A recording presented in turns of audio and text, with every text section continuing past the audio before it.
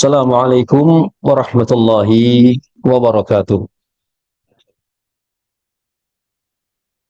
Alhamdulillah, hamdan katsiran thayyiban mubarakan fih, kama yuhibbu rabbuna wa yarda.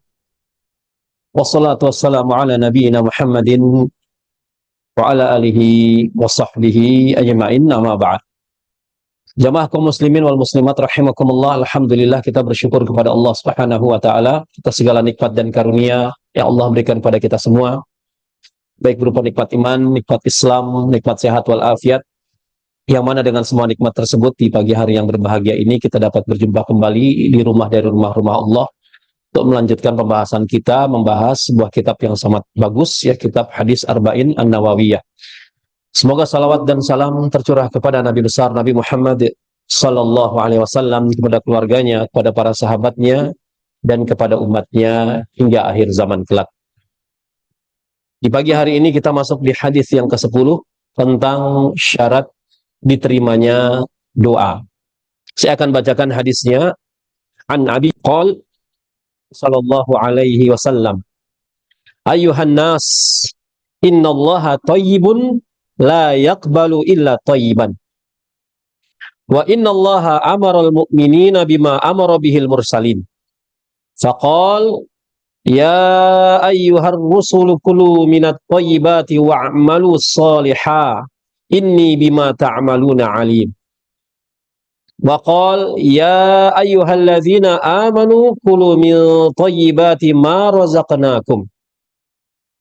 Thumma dzakara ar-rajula yutilu as-safar ash'atha akhbar yamuddu yadayhi ila as-sama' ya rab wa mat'amuhu haram wa mashrabuhu haram wa malbasuhu haram wa ghudhiya bil haram fa anna yustajabu lidzalik. Dari Abu Hurairah radhiyallahu anhu, beliau berkata bahwasanya Rasulullah sallallahu alaihi wasallam bersabda, ayyuhan nas, wahai sekalian manusia, innallaha thayyibun la yaqbalu illa thayyiban. Sesungguhnya Allah itu maha baik dan Allah tidak akan menerima kecuali yang baik-baik saja.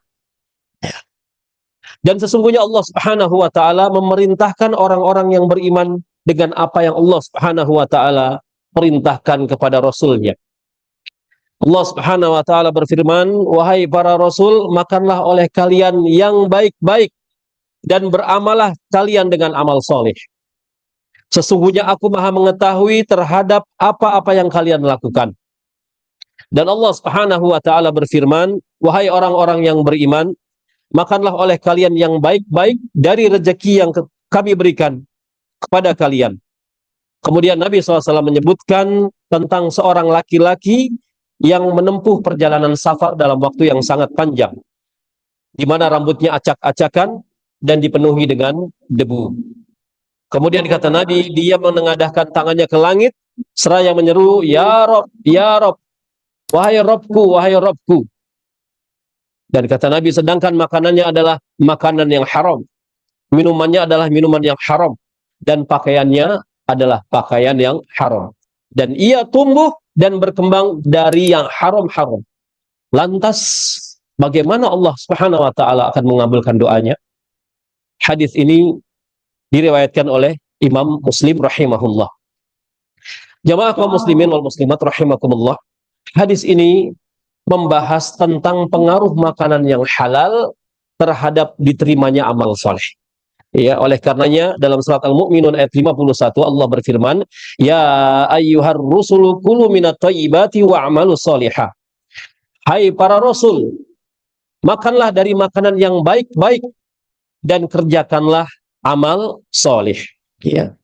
Dalam ayat ini kata para ulama, Allah menggandengkan antara perintah memakan makanan yang baik, ya, dan amal soleh. Doa adalah ibadah, adalah amal soleh yang sangat agung, sangat erat kaitannya dengan apa yang masuk ke dalam perut kita. Ya. Kemudian Nabi SAW membuka hadis ini dengan mengatakan, innallaha thayyibun. Sesungguhnya Allah itu thayyib. Thayyib itu apa? Maha baik. Ya. Thayyib, para ulama berselisih pendapat tentang kata thayyib ini, apakah termasuk nama Allah atau tidak. Ya. Sebagian ulama mengatakan thayyib ini termasuk nama dari nama-nama Allah. Oleh karenanya, kata para ulama, seseorang boleh menamakan anaknya dengan memakai nama thayyib. Contohnya umpamanya Abdurrahman Thayyib. Iya, Abdurrahman Thayyib. Ada salah seorang ustadz namanya Ustadz Abdurrahman Thayyib. Ya. Iya. Abdullah Thayyib. Iya. Namun kok Thayyib ini ya dikonotasikan di masyarakat kita dengan konotasi negatif, ya kan Pak ya? Bang sewa, Bang Thayyib. Berapa tahun nggak pulang-pulang? Ya. Padahal Thayyib itu baik. Salah satu nama dari nama-nama Allah, kata sebagian para ulama. Ya. Pendapat yang kedua mengatakan bahwa saya Thayyib bukan termasuk nama Allah. Thayyib bukan termasuk nama Allah. Ya. Kemudian lantas kata Thayyib ini artinya baik. Lawan katanya adalah al-khabith. Al-khabith. Al-khabith itu buruk. Contohnya firman Allah di surat Al-Anfal ayat 37 tentang thayyib dan khabith, ya. Allah Subhanahu wa taala berfirman, liyamizallahul khabitha minat thayyib. Agar Allah Subhanahu wa taala membedakan antara yang khabith dan yang thayyib, antara yang buruk dan yang baik. Kemudian juga lawan kata ini Allah tegaskan pula di surat An-Nur ayat 26. Allah mengatakan al-khabithatu lil-khabithina wal-khabithuna lil-khabithat wat-tayyibatu lit-tayyibina wat-tayyibuna lit-tayyibat.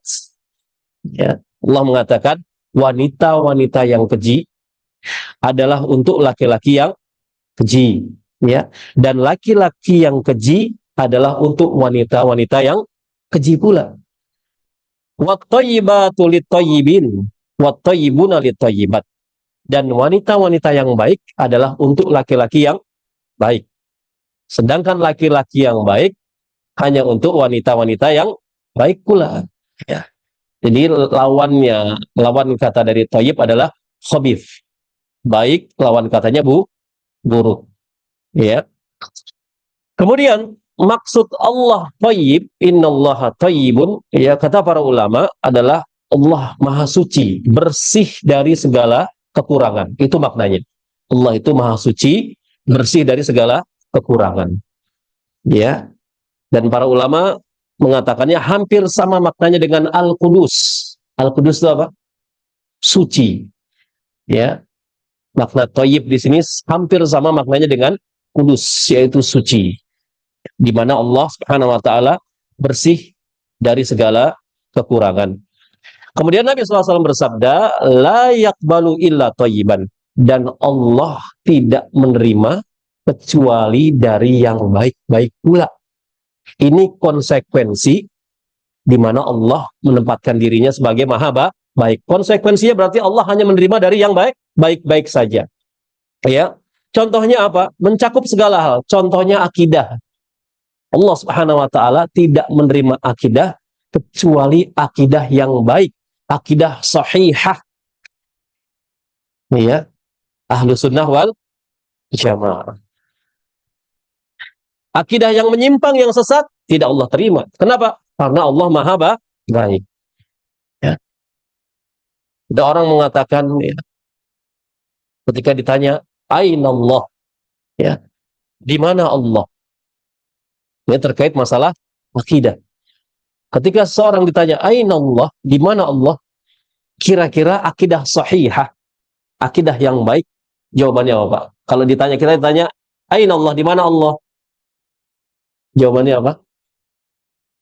Fis sama, ya, di langit. Di 6 tempat di dalam Al-Quranul Karim, Allah menyatakan dirinya berada di arsy, di antaranya di surat Thaha.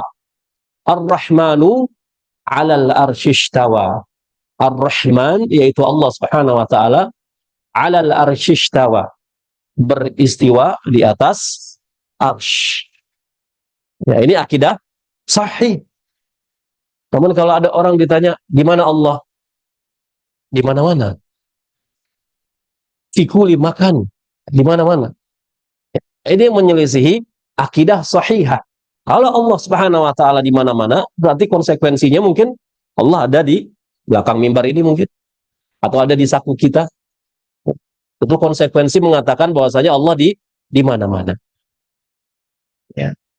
Jadi yang sahih, zat Allah fis sama, di langit, namun ilmu Allah di mana-mana. Ilmu Allah di mana-mana, adapun zatnya Ar-Rahmanu 'alal arsy istawa. Kalau ditanya apakah Allah mengetahui kita ketika kita bersembunyi di dalam goa, Allah tahu dengan ilmunya. Ketika kita menyatakan dalam hati kita, ya, apakah Allah tahu dalam hati kita? Allah tahu. Ya. Maka zat Allah fis sama, di langit, adapun ilmu Allah di mana? Di mana-mana. Jangan sampai keliru, zat Allah di mana-mana ini menyelisihi akidah yang sahih. Ya. Kemudian ada yang menyatakan bahwa ada nabi setelah Nabi SAW. Ya. Ada nggak jemaah? Salah satu golongan menyatakan ada nabi setelah Nabi SAW. Ada? Siapa kira-kira? Ahmadiyah. Ahmadiyah itu termasuk sekte atau bukan? Hah? Bukan, Pak. Ahmadiyah itu agama baru. Ya, tidak termasuk 73 golongan dalam Islam. Ya. Begitu juga Syiah. Syiah itu bukan sekte dia. Syiah itu agama. Ya, agama Syiah, rukunnya saja sudah beda. Ya. Begitu pula Ahmadiyah. Ya. Al-Qur'annya saja sudah beda. Ya. Jadi tidak termasuk ke dalam 73 golongan yang Nabi kabarkan sesungguhnya umat Islam akan berpecah belah menjadi 73 golongan. Ya, 72 golongan terancam di neraka, kata Nabi SAW, satu golongan masuk ke dalam surga. Para sahabat bertanya, siapa satu golongan tersebut, wahai Rasulullah? Ma ana alaihi yauma wa ashabi. Yang aku dan para sahabatku berada di atasnya, di jalannya, di atas Al-Quran dan as-sunnah. Ya, jadi Allah hanya menerima akidah yang sahih, yang baik. Kenapa? Karena Allah maha baik. Kemudian berikutnya, Allah Subhanahu wa taala hanya menerima amalan yang baik. Amalan yang baik itu apa? Kata Allah Subhanahu wa taala, liyabluwakum ayyukum ahsanu amala. Allah menguji kalian siapa yang paling ahsan amalannya. Ya. Jadi dalam Islam, ketika kita beramal, yang dinilai itu bukan banyaknya amal, namun yang paling ahsan amalannya. Yang paling baik, amalan yang paling baik Allah terima. Kenapa? Karena Allah maha baik. Ya. Maksudnya ahsanu amala itu apa? Kata para ulama ahli tafsir, yang paling mencocoki sunnah Nabi SAW. Yang paling mencocoki, jamaah. Cocok gak sama sunnah Nabi, diterima sama Allah Subhanahu wa ta'ala. Oleh karenanya syarat diterima ibadah ada dua. Yang pertama ikhlas, yang kedua sesuai dengan contoh dan tuntunan Nabi SAW. Itu yang Allah terima. Karena Allah maha baik. Ya. Misalnya ada seorang beramal, dia memenuhi syarat yang pertama ikhlas, sholat sunnah fajar umpamanya 2 rakaat sebelum subuh, namun dia kerjakan 3 rakaat karena dia menganggap, ya, ketika dia mengerjakan 3 rakaat maka pahalanya lebih banyak dibandingkan yang mengerjakan 2 rakaat. Diterima nggak? Enggak. Kenapa? Jawabannya karena menyelisihi sunnah. Ya. Bukan banyak-banyaknya amalan, tidak, ya. Yang paling mencocoki sunnah Nabi SAW. Ya. Kemudian yang berikutnya, Allah Subhanahu wa taala hanya menerima perkataan-perkataan yang baik. Perkataan-perkataan yang baik-baik saja. Kotor gak Allah terima. Bahkan perkataan kotor ini lagwun wafat. Ya.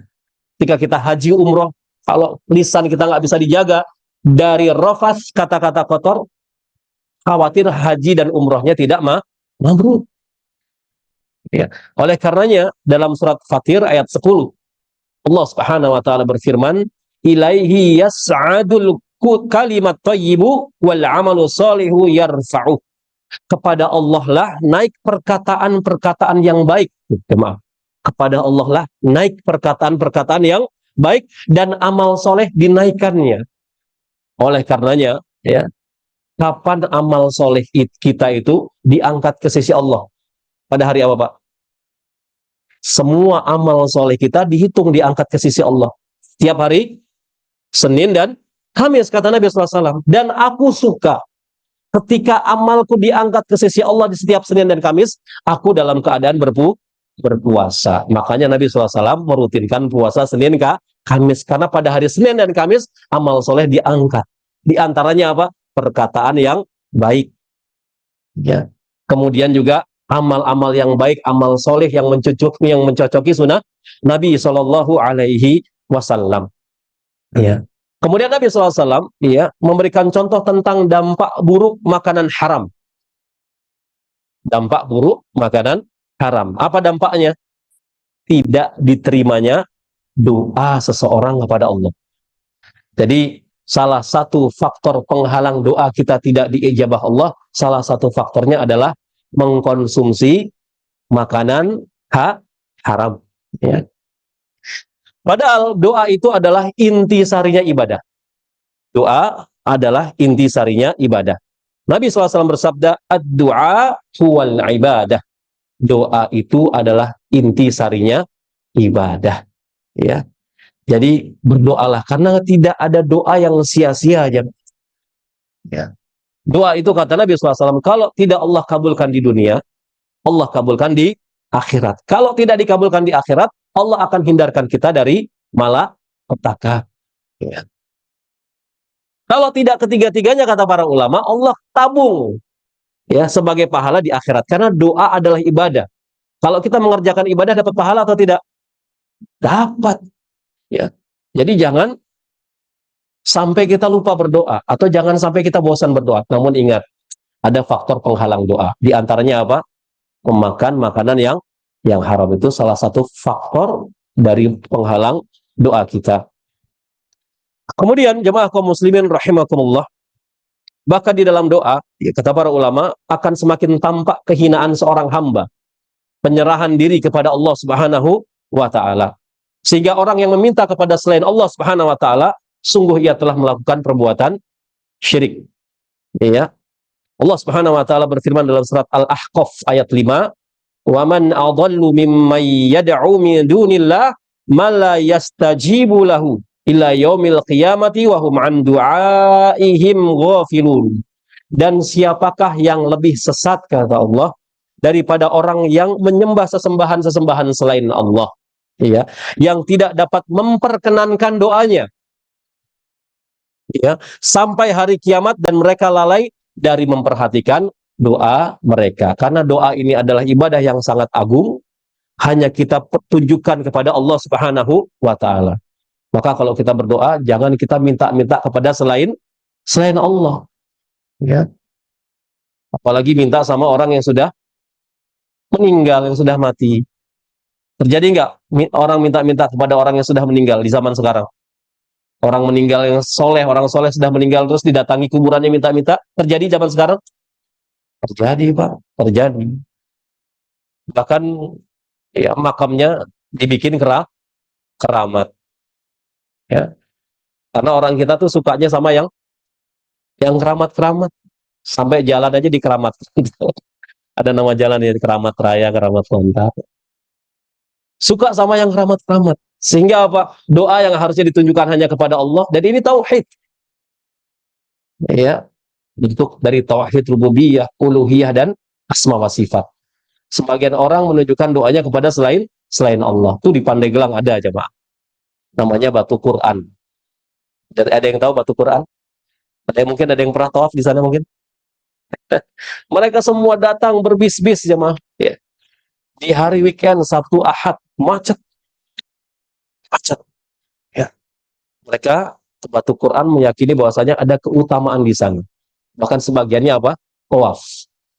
Ya, sebagian meyakini tawaf di batu Quran itu sama pahalanya seperti tawaf di Ka'bah. Bayangkan ya. Bayangkan ya. Doa sama batu. Doa sama batu. Ya. Yang lagi lebih mencengangkan lagi, belum lama ya, ada lubang itu tembus kemana? Tembus ke Mekah itu, ya. Ya, ada suatu lubang katanya kalau lewat lubang itu tembus ke Mekah. Sebagian masyarakat kita tuh halu, ya. Banyak apa halu, mungkin banyak pikiran atau gimana saya nggak tahu ya, atau kurang belajar sehingga banyak berhalusinasi. Dan khawatir ini bisa menyebabkan jatuh dalam perbuatan syirik, kesyirikan besar, syirik besar. Namun jangan langsung kita memvonis orang yang melakukan syirik besar itu sebagai musyrik, tidak boleh jemaah. Ya, perbuatannya syirik, namun orangnya belum otomatis menjadi musyrik. Jangan-jangan dia hanya ikut-ikutan atau belum sampai hujah kepadanya. Ya, jadi untuk memvonis hati-hati. Kalau perbuatannya sepakat itu syirik besar, orangnya belum tentu musyrik. Ya. Kemudian jemaah kaum muslimin rahimakumullah, Rasulullah SAW menyebutkan contoh-contoh, ya, seseorang yang dalam kondisi dikabulkan doanya oleh Allah Subhanahu Wa Taala. Jadi sifat-sifat sebab terkabulnya doa terkumpul pada seseorang dalam hadis ini. Ya, menempuh perjalanan yang sangat panjang, ya, rambutnya acak-acakan penuh dengan debu. Ya, oleh karenanya sifat-sifat sebab terkabulnya doa yang pertama kata para ulama adalah musafir. Ya, sifat-sifat sebab terkabulnya doa yang pertama adalah musafir. Di dalam hadis ini seorang musafir, jemaah. Sebab yang pertama sudah memenuhi syarat orang tersebut. Kenapa? Dia sedang safar sebagai musafir. Iya. Dan safar merupakan sebab terkabulnya doa.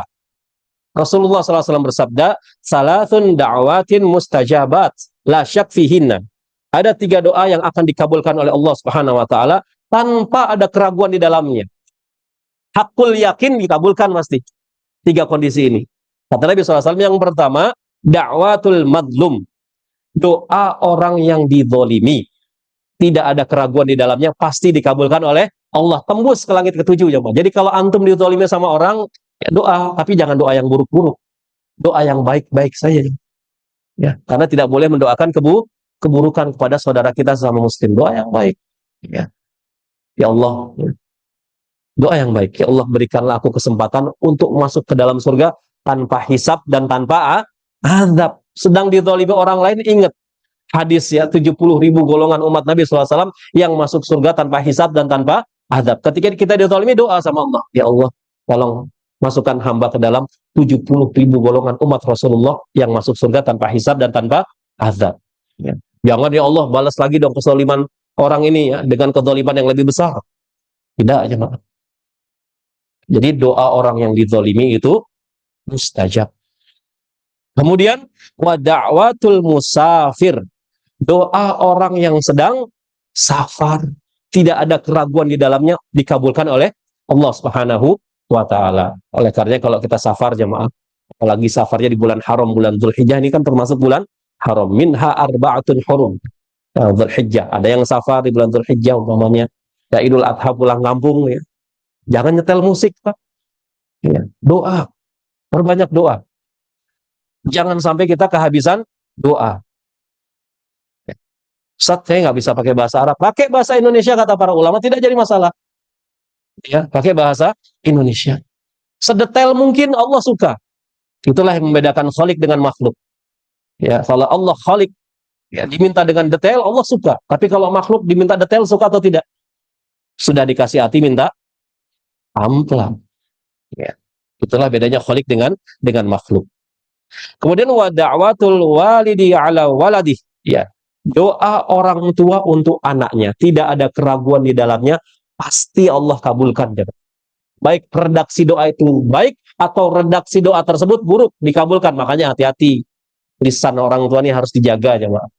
Ya, emosi itu ya harus dijaga. Jangan sampai terlontar dari lisan kita ucapan-ucapan buruk atau ucapan-ucapan kotor, sumpah serapah kepada anak-anak kita.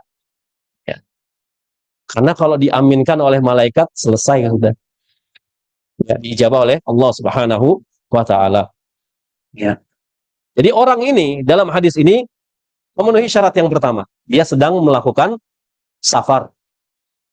Kemudian sebab terkabulnya doa yang kedua, melakukan safar yang panjang. Di dalam hadis ini kata Nabi SAW, ada seseorang melakukan perjalanan safar yang panjang. Syarat kedua sudah terpenuhi.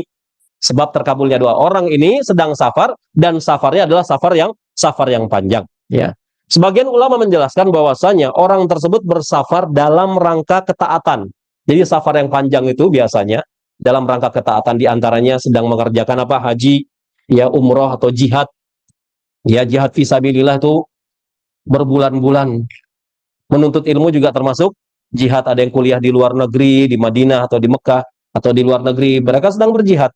Apalagi belajarnya ilmu agama. Ya. Dan ini termasuk salah satu sebab dikabulkannya doa, melakukan perjalanan yang panjang. Ya. Kemudian jemaah yang kaum muslimin rahimakumullah, sebab yang ketiga, sebab dikabulkannya doa yang ketiga kata para ulama, rambut acak-acakan dan penuh dengan debu. Rambutnya acak-acakan dan penuh dengan debu. Dan ini termasuk sebab terkabulnya doa. Ya. Kata para ulama, menunjukkan kondisi orang ini jauh dari kesombongan. Jauh dari kesombongan. Ya. Sebaliknya, dirinya, orang tersebut dalam hadis ini dipenuhi dengan kehinaan dan kerendahan diri di hadapan Allah Subhanahu wa ta'ala. Orang zaman dulu kalau menempuh perjalanan panjang lewat gurun pasir, Pak. Ya. Semuanya dipenuhi apa? Debu gurun. Rambutnya diterpa angin acak-acakan. Kemudian dia menghinakan diri di hadapan Allah berdoa. Ya. Oleh karenanya Nabi SAW bersabda, "Amma sujudu fajtahidu fid du'a. Faqaminun an yustajaba lakum." Adapun sujud, maka bersungguh-sungguhlah kalian dalam berdoa, karena sangat besar kemungkinan doamu dikabulkan. Ya. Sangat besar doamu dikabulkan. Jadi kondisi berikutnya, kalau ingin doa kita dikabulkan, diantaranya berdoa sambil sujud. Dalam riwayat yang lainnya, Nabi mengatakan sesungguhnya posisi seorang hamba dengan Rabb-nya yang paling dekat adalah ketika sujud. Maka perbanyaklah doa ketika sujud. Jadi antum kalau sholat, Pak, ya, jangan sampai tidak diselipkan doa sayang sujud kita. Ya. Karena posisi itulah seorang hamba dekat dengan Rabb-nya. Subhana rabbiyal a'la, subhana rabbiyal a'la, subhana rabbiyal a'la. Kemudian doa, Allahumma inni as'aluka husnul khotimah. Ya, itu yang pertama, minta husnul khotimah. Allahumma rzuqni taubatan nasuha qoblal maut. Ya, minta agar diberikan rezeki berupa taubatan nasuha sebelum kita dijemput oleh kematian. Ya, kemudian Allahumma muqallibal qulub tsabbit qalbi ala dinik. Ya, ya Allah, tetapkanlah hatiku ini di dalam agamamu agar kita mati dalam kondisi Islam. Karena agama Islam, agama kita ini Islam, harus dirawat, dipupuk dan dilestarikan. Jangan sampai kita meninggal dalam kondisi murtad. Nauzubillah min dzalik. Karena Allah berfirman, "Wala tamutunna illa wa antum muslimun." Janganlah kalian mati kecuali dalam keadaan beragama Islam. Berarti keislaman kita ini harus dirawat, dijaga, dipupuk. Caranya bagaimana? Salah satunya dengan doa. Allahumma muqallibal qulub, tsabit qalbi ala dinik. Kemudian hal ini juga dikarenakan kata para ulama, orang yang sujud sangat jauh dari kesombongan. Orang yang sujud sangat jauh dari kesombongan. Dan dia sedang meletakkan simbol kehormatannya, yaitu kepalanya itu yang terhormat, yang tadinya posisinya di atas, ketika sujud dia hinakan. Ya. Bahkan mohon maaf ya, bokongnya ini lebih tinggi dibandingkan kepalanya. Merendahkan, menghinakan diri di hadapan Rabb-nya. Ya. Demikian juga dengan sabda Nabi SAW, Rubba ash'atha madfu'in bil abwabi law aqsama 'ala Allah la abbarah.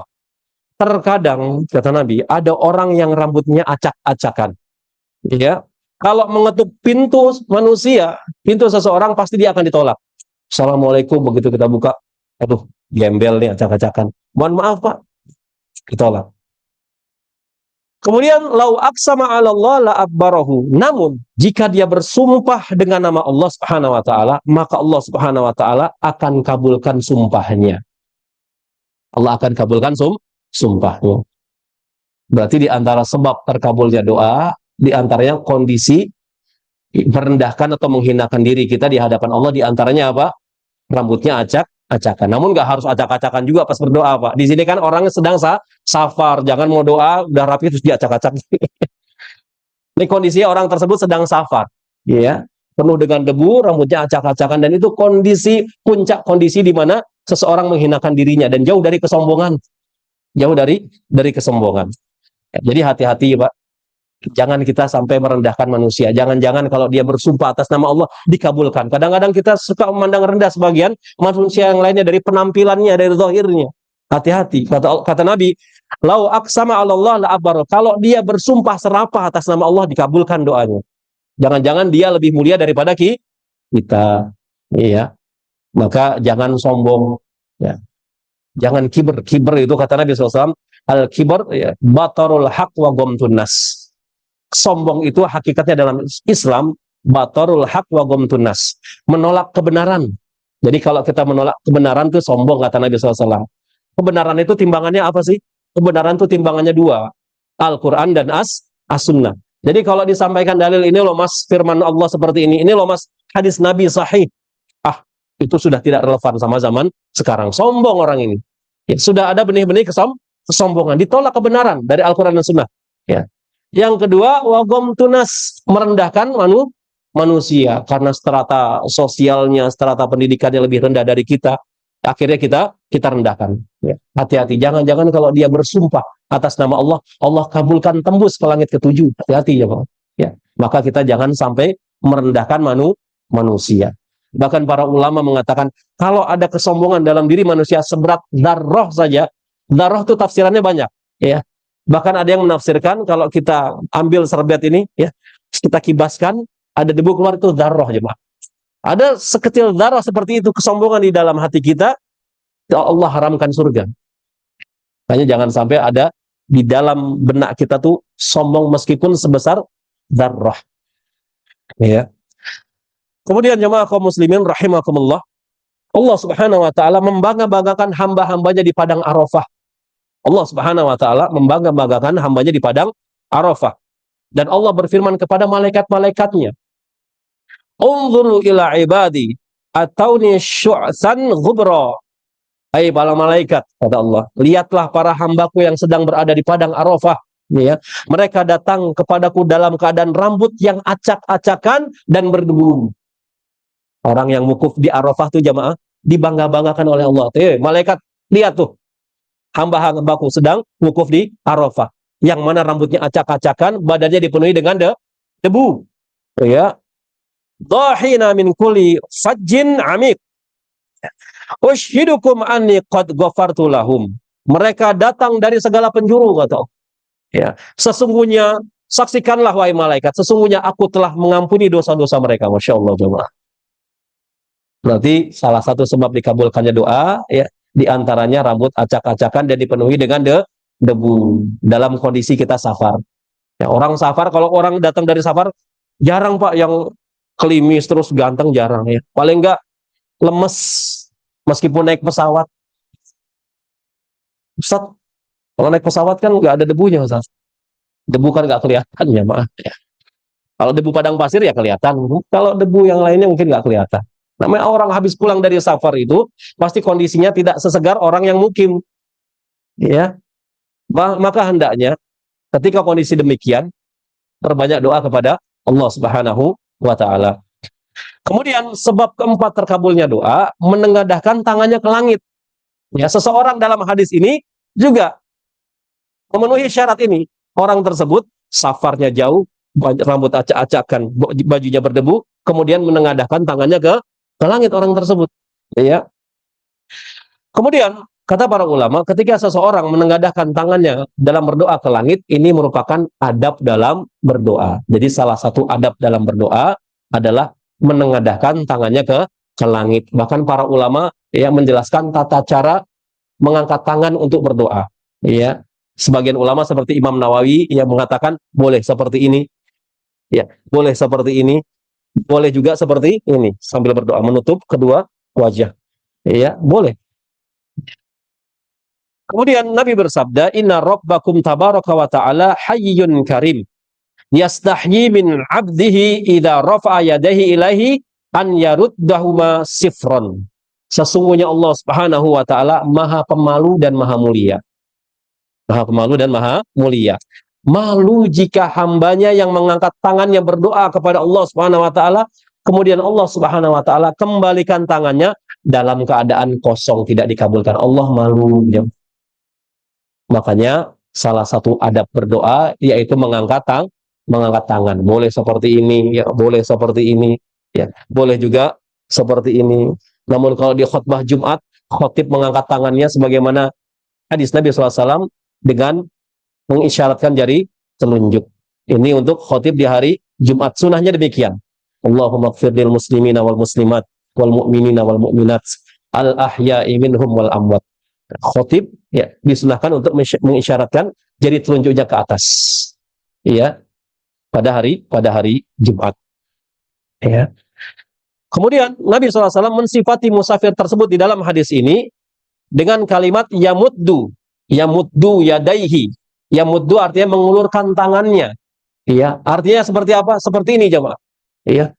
Orang dalam hadis ini safar yang sangat panjang, rambutnya acak-acakan dipenuhi dengan debu, yamuddu yadaihi, mengulurkan tangannya sampai seperti ini berdoa kepada Allah jemaah. Iya. Boleh atau tidak? Boleh. Nabi ketika memimpin salat istisqa, ya, mengangkat tangannya sampai ketiak putihnya terlihat seperti ini. Ya. Biasanya kalau doa seperti ini sudah doa dalam keadaan terdesak, jemaah.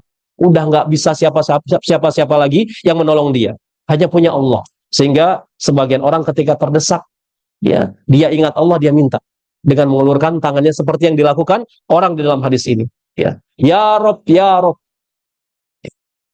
Kemudian yang kelima, sebab terkabulnya doa, bertawasul dengan rububiyah Allah Subhanahu wa taala, yaitu ketika orang tersebut mengucapkan ya Rob, wahai Robku, wahai Robku. Nah, bertawasul dengan rububiyah Allah ini salah satu termasuk sebab dikabulkannya doa. Ya Rahman, ya Rahim, ya Ghani, ya Razzaq. Ya, bertawasul dengan nama dan sifat Allah.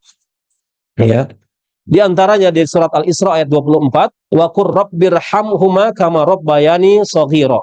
Dan ucapkanlah rabbirhamhuma, wahai Tuhanku, kasihilah mereka berdua, yaitu orang tua kita, sebagaimana mereka berdua telah menyayangiku atau mendidikku di waktu kecil.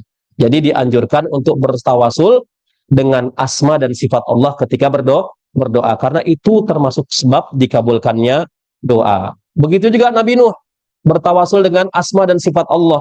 Di surat Nuh ayat 28, Allah Subhanahu wa taala berfirman, "Rabbighfirli wali walidayya waliman dakhala baitiya mu'mina walil mu'mini wal mu'minat."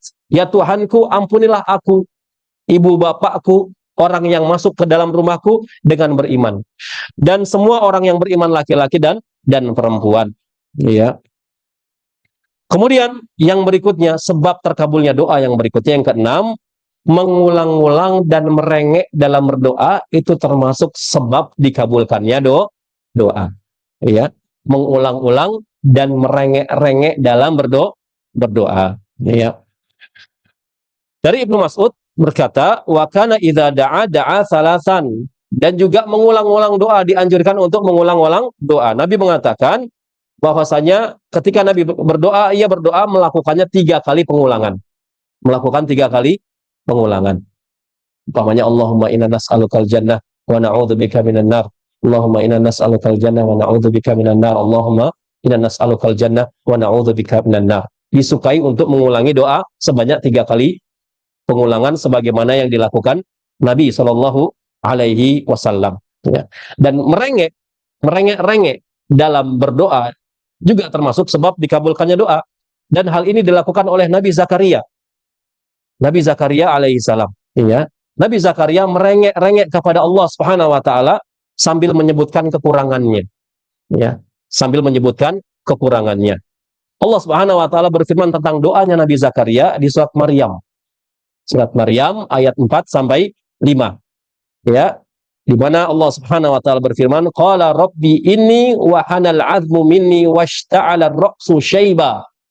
Walam akum bidu'aika rabbi syaqiyya wa inni khiftul mawaliya min warai wa kanat imraati aqira fahabli min ladunka waliya.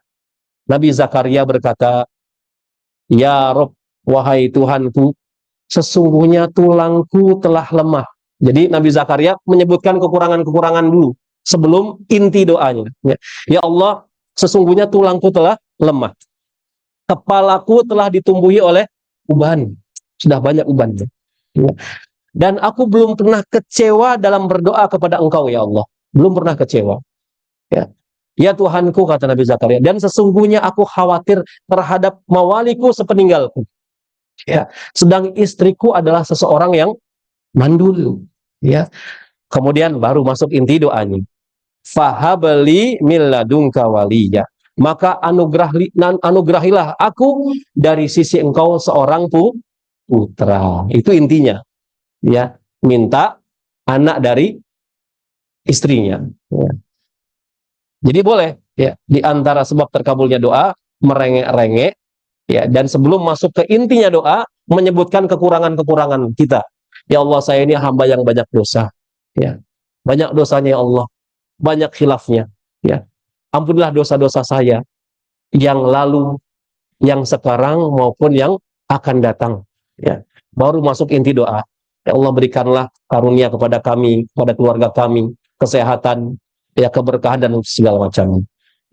Jadi ini sangat dianjurkan. Dan orang dalam hadis tersebut merengek-rengek dalam berdoa, ya Rob, ya Rob, dan sebagainya.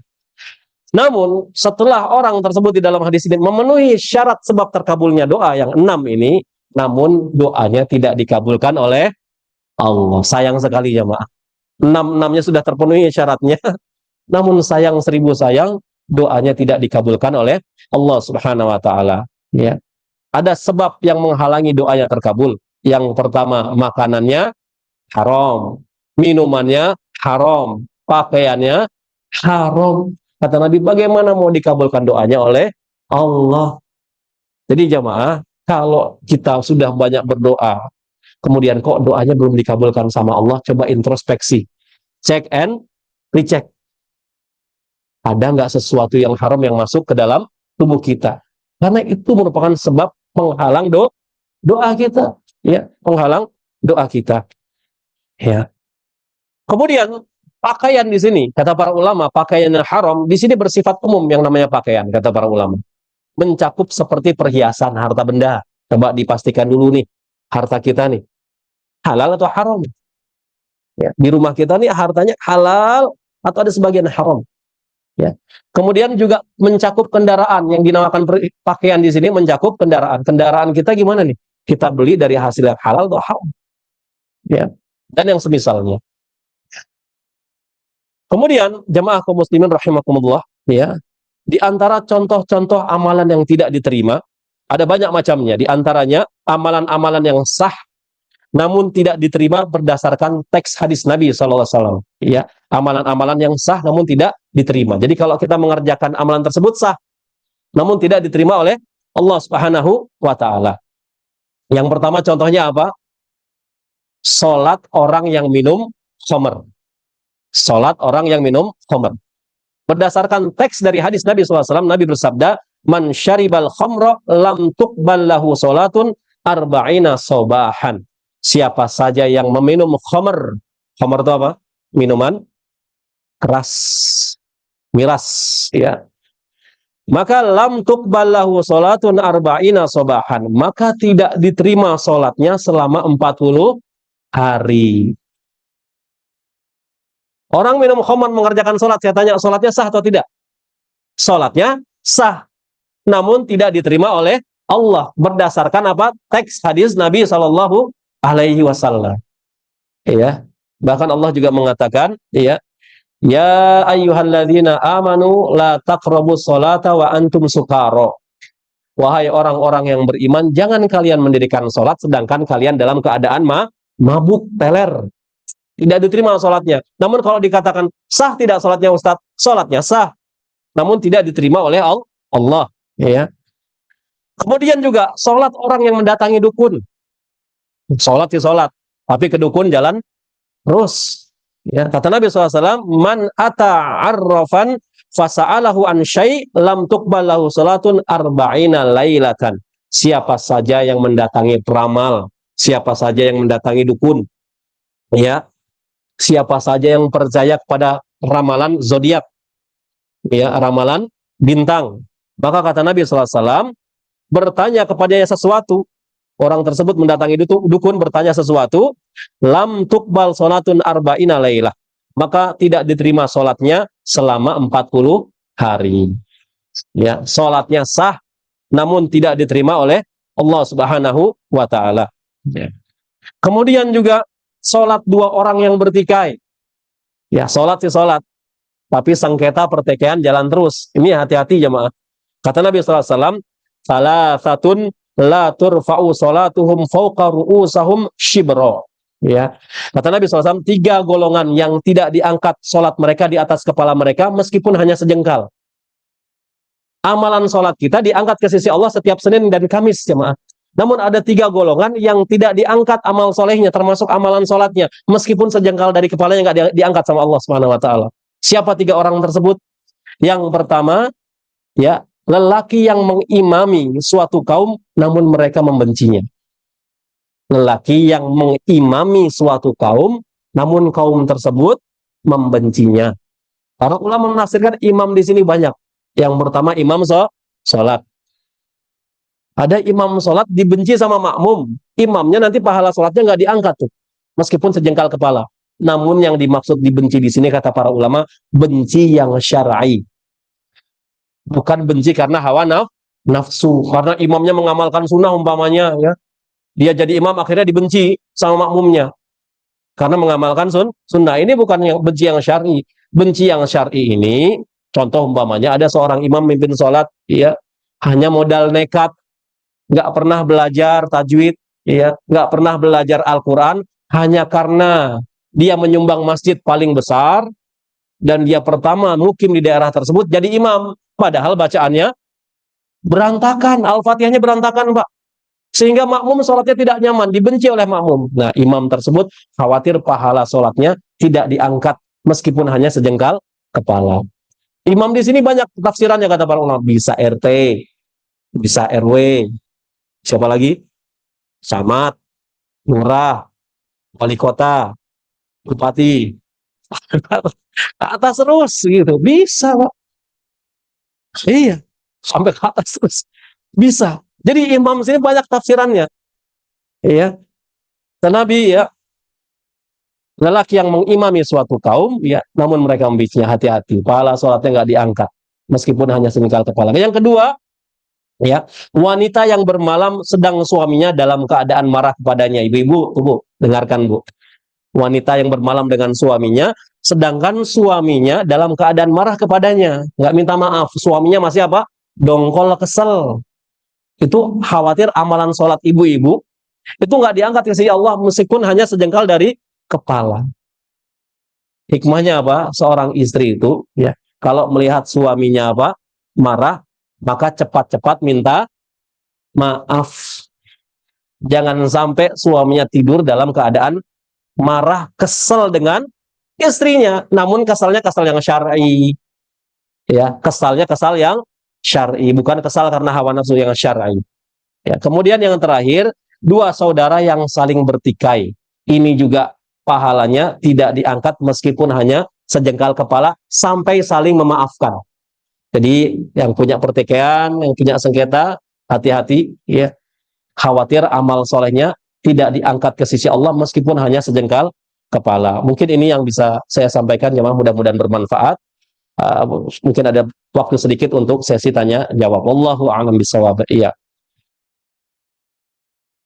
Baik, jazakallah khairan kasiran dan kita Ustaz Beniadiansyah. Semoga apa yang beliau sampaikan menjadi kita dan beliau selalu dalam lindungan Allah Subhanahu wa Ta'ala. Pada para jemaah yang hadir di masjid, jika ada pertanyaan kami silakan. Selain masjid, biar nanti kita persiapkan.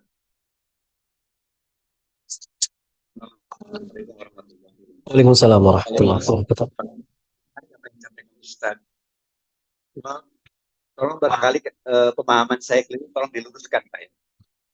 Maksud saya, salah satu sebab dikabulkannya doa adalah tadi dinyatakan rambutnya acak-acakan dengan baju yang sudah berdebu. Nah, dalam pemahaman saya itu majasi ya Pak, maksudnya peristilahan, bukan secara fisik lahiriah. Mungkin kejadiannya di gurun pasir ya.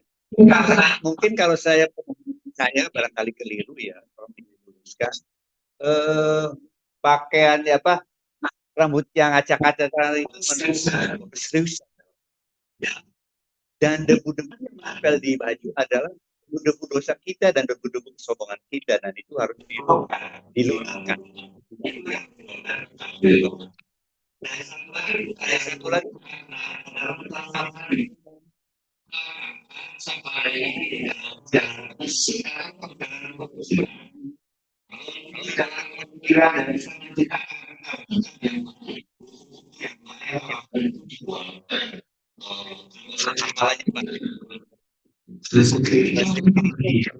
Ini ya, jangan sampai menjadi level bahwa berdoa itu rambutnya acak-acakan, pakaiannya berdebu, padahal kita mengenal juga di dalam sholat tadi itu pakaianlah dengan sebagus-bagus dan sebagainya, sehingga kita bisa berdoa. Baik. Mohon diluruskan. Assalamualaikum warahmatullahi wabarakatuh. Dalam hadis yang ke-10 ini, hadis Arba'in, Nabi SAW ya, mengingatkan tentang orang yang sedang menempuh perjalanan safar. Perjalanan safar di zaman Nabi dan para sahabat tentunya memakai kendaraan. Kendaraannya itu biasanya onta, kuda, atau keledai. Ya, onta, kuda, atau keledai. Dan ditempuh di atas gurun. Makanya dalam hadis ini kata Nabi SAW, dan ini bukan majazi, jemaah. Ya, ini real. Makanya Nabi menyebutkan dalam hadis ini, summa dzakara rajula. Ya. Kemudian Rasulullah SAW menyebutkan tentang seorang laki-laki yuthilus safar, yang menempuh perjalanan panjang dalam safar. Ya. Jadi Nabi memberikan contoh seorang laki-laki yang memang safar dalam perjalanan yang sangat panjang di atas padang pasir. Ya. Kemudian Nabi mengatakan asy'atha akbar, ya, yang mana rambutnya asy'atha, berantakan, ya, karena menempuh perjalanan di atas padang pasir. Akbar, bajunya dipenuhi dengan debu. Ya, ini jadi kondisi real Nabi contohkan ketika ada seorang menempuh perjalanan yang sangat panjang di atas padang pasir. Ya. Kemudian yamuddu yadaihi ila sama, udah terdesak, sudah terpojok orang ini di tengah-tengah perjalanan. Akhirnya yamuddu, dia membentangkan tangannya ila sama, yadaihi ila sama. Seperti ini jemaah. Ini orang kalau sudah doa seperti ini, kondisinya sudah sangat-sangat terdesak. Ya, kalau seperti ini masih belum mungkin. Masih belum. Tapi kalau sudah seperti ini, sudah tidak ada penolong lagi kecuali Allah. Dan orang tersebut mengatakan, ini semua syarat-syarat dikabulkannya doa ditempuh oleh orang ini. Iya, perjalanan panjang, rambutnya berantakan karena dalam safar, penuh dengan debu, membentangkan tangannya ke atas, kemudian juga bertawasul dengan sifat-sifat Allah, ya Rob, ya Rob. Ya. Namun sayang, kata Nabi SAW, ya, makanannya haram, minumannya haram, pakaiannya haram. Maka bagaimana akan dikabulkan doanya oleh Allah Subhanahu wa Ta'ala? Ya. Jadi ini contoh real yang Nabi contohkan kepada para sahabatnya. Ya, ketika Nabi berbicara di depan para sahabatnya. Maksudnya apa? Kalau kalian berdoa, ya, maka perhatikan ada nggak faktor-faktor penghalang doa kalian. Di antaranya apa? Pastikan bahwasanya makanan, minuman, dan pakaian kalian semua adalah halal. Ya, jadi di sini bukan kiasan, namun benar-benar kondisi real. Ya, adapun kita ya tentang sholat Jumat itu, ya, maka ini firman Allah Subhanahu Wa Taala, khudhu zinatakum inda kulli masjid. Ya, pakailah pakaian yang baik ketika kalian memasuki masjid. Ini dua konteks yang berbeda. Ya, kalau kita masuk ke masjid, ke rumah Allah, harus memakai pakaian yang terbaik, yang indah. Bahkan kalau hari Jumat dianjurkan memakai pakaian minyak wangi agar wangi. Ya. Jadi kalaupun kita di zaman sekarang, ya, dalam kondisi berdoa, apakah harus acak-acakan ataukah harus penuh dengan debu? Tidak juga. Ya, tidak juga. Ini Nabi mencontohkan kondisi seseorang ketika menempuh perjalanan di masanya. Ya, di masanya ya dengan kuda, dengan onta, dengan keledai, di gurun. Kalau kita sekarang mungkin pakai apa? Motor, ya, kayak mobil, pakai pesawat. Ya, di pesawat, di mobil, di motor ada debu nggak, Pak? Ada. Bisa dilihat? Nggak bisa, susah. Ya. Tapi kalau debu gurun kan bisa dilihat. Ada debu. Harus acak-acakan? Tidak juga. Minimal ya lesu muka kita. Orang safar tuh kondisinya tidak sama dengan orang yang mukim. Ya. Nah, di saat itulah kondisi-kondisi di mana merupakan sebab terkabulnya doa. Ya, jadi bukan makna kiasan. Ya. Kemudian safar, ya, apakah safar pikiran kita juga termasuk di dalamnya? Safar yang dimaksud di sini adalah safar yang benar-benar safar, keluar dari rumahnya untuk melakukan perjalanan, bukan safar apa pikiran kita. Ya, tidak. Ya, para ulama sepakat safar yang dimaksud adalah safar fisik. Bahkan Syekhul Islam Ibnu Taimiyah mengatakan batasan seseorang dikatakan safar ketika menempuh perjalanan berapa kilo? 85 kilometer baru dikatakan safar. Sebelum 85 kata Syekhul Islam Ibnu Taimiyah belum dikatakan safar. Ya, namun pendapat yang rojih, pendapat yang kuat dari para ulama, safar itu dikembalikan kepada urf, kepada adat istiadat setempat. Kalau kita katakan kita ke Bandung, biasanya kalau ke Bandung adat istiadat kita sudah dikatakan safar atau belum? Bandung dari sini. Sudah, ya, sudah. Ya. Ke Bekasi? Belum. Maka disesuaikan dengan adat. Ya, itu pendapat yang roji. Jadi nggak harus 85 terus dikatakan safar, enggak. Ya. Dari sini ke Tangerang safar enggak? Enggak. Jadi safar itu dalam kondisi real, benar-benar kita keluar dari rumah kita untuk menempuh perjalanan. Ya, Allahu a'lam bishawab. Iya. Baik, jazakallah. Ada pertanyaan lagi dari jemaah yang jauh dulu, Mas Adi ya.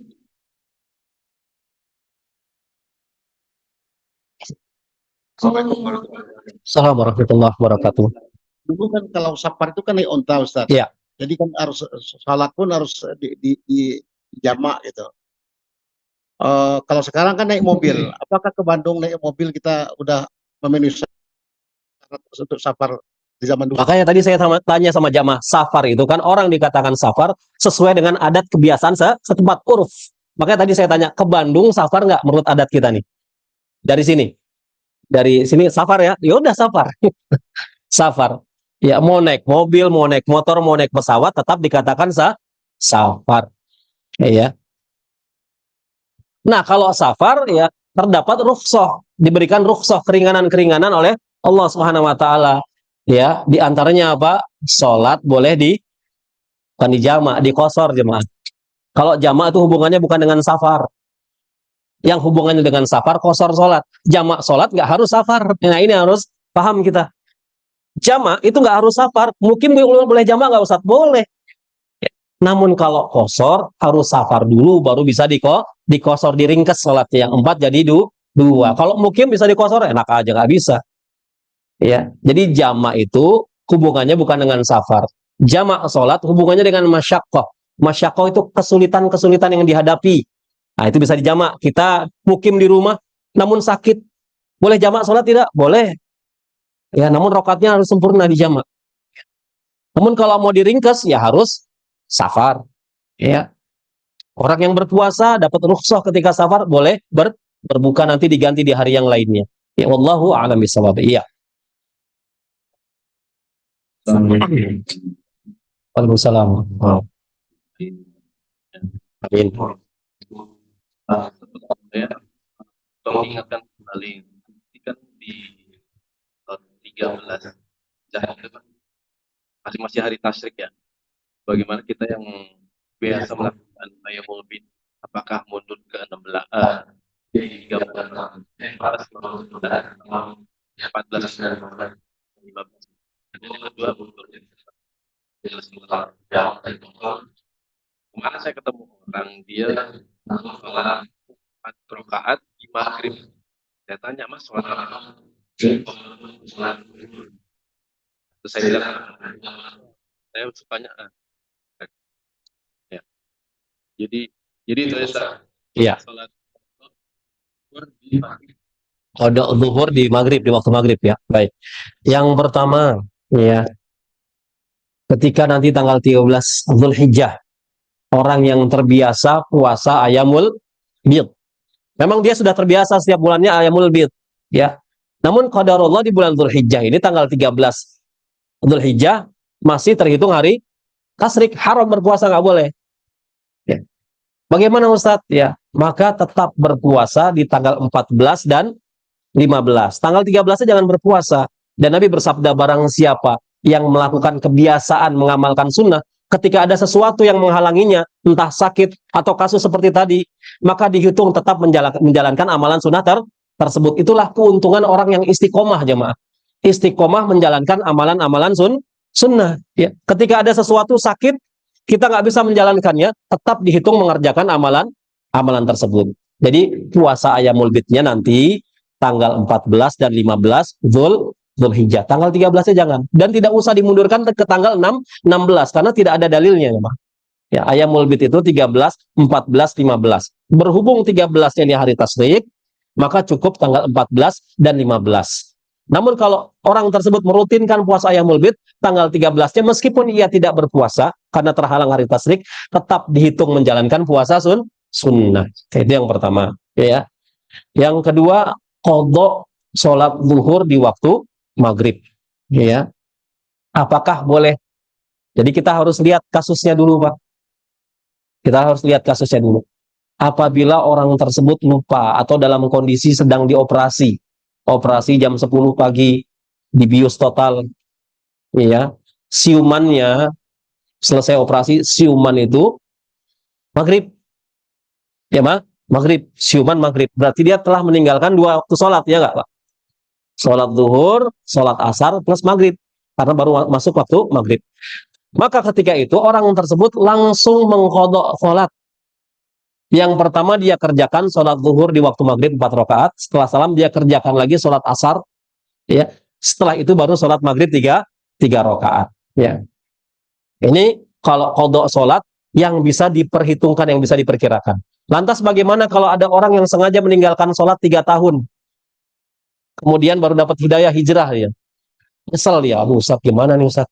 Saya dulu 3 tahun nggak pernah sholat, sengaja saya tinggalkan. Memang sengaja, ya, paling-paling sholat id aja saya ikut.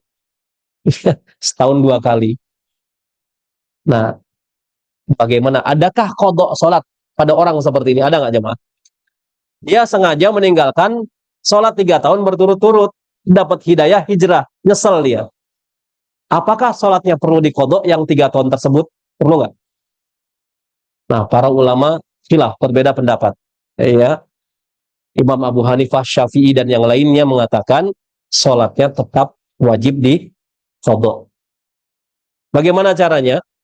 Caranya, ketika dia mengerjakan sholat zuhur, salam, dia berdiri lagi mengerjakan sholat zuhur. Dia lakukan itu selama 3 tahun. Impas sholat. Ini menurut para ulama mutaqaddimin, tetap ada qadha sholat. Kalau qadha puasa Ramadan nggak ada khilaf, sepakat para ulama. Qadha sholat ada khilaf. Kalau qadha Ramadan sepakat para ulama harus diqadha kalau puasa Ramadan ditinggalkan. Nah, qadha sholat ulama mutaqaddimin ada. Caranya seperti itu. Ya, sampai 3 tahun dia lakukan demikian, baru impas salat. Ulama mutaakhirin mengatakan tidak perlu diqadha, cukup taubatan nasuha dan jangan diulangi lagi, ya. Wallahu a'lam bishawab. Iya. Baik, jazakumullah.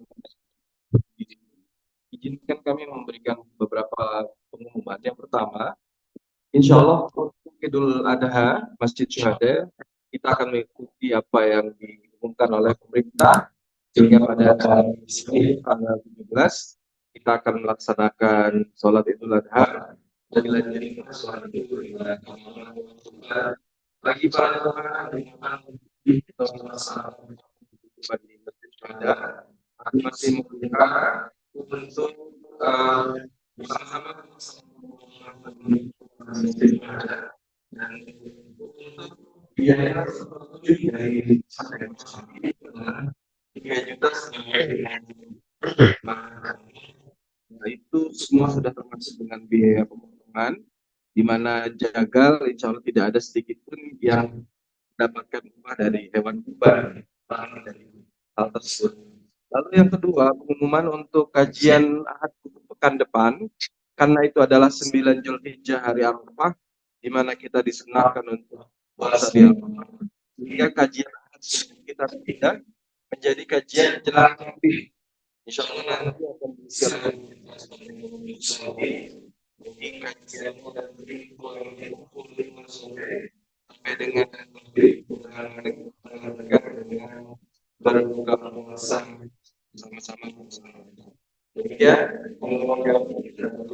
Subhanallah wa bihamdika, asyhadu an la ilaha illa anta, astaghfiruka wa atubu ilaik. Assalamualaikum warahmatullahi wabarakatuh. Waalaikumsalam warahmatullahi wabarakatuh.